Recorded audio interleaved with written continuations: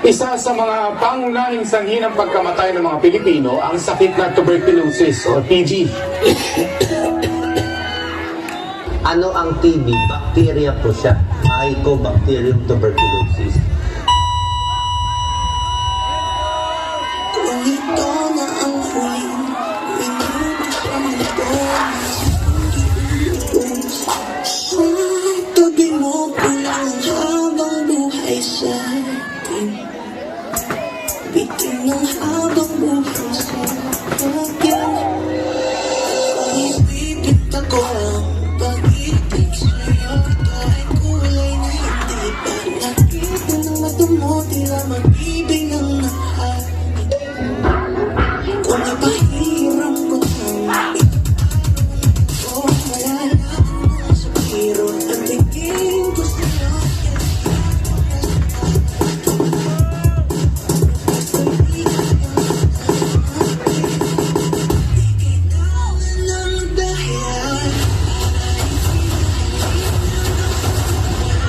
Ang TB ay isang klase ng sakit na nakakahawa sa pamamagitan ng tinapon or nalalaman siya ng mikrobyo.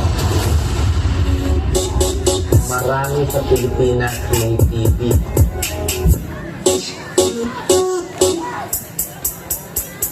Kung paalala ng DOH, ang TB ay nagagamot, kaya mahalaga early diagnosis.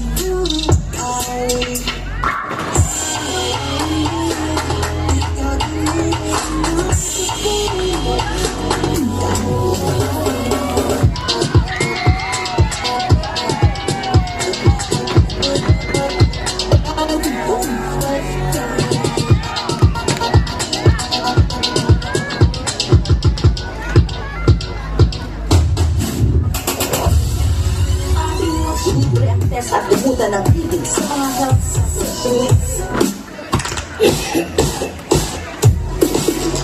Nasa 60,000 ang namatay sa TB sa Pilipinas noong 2021 batong sa datos ng WHO. Hindi na makahinga.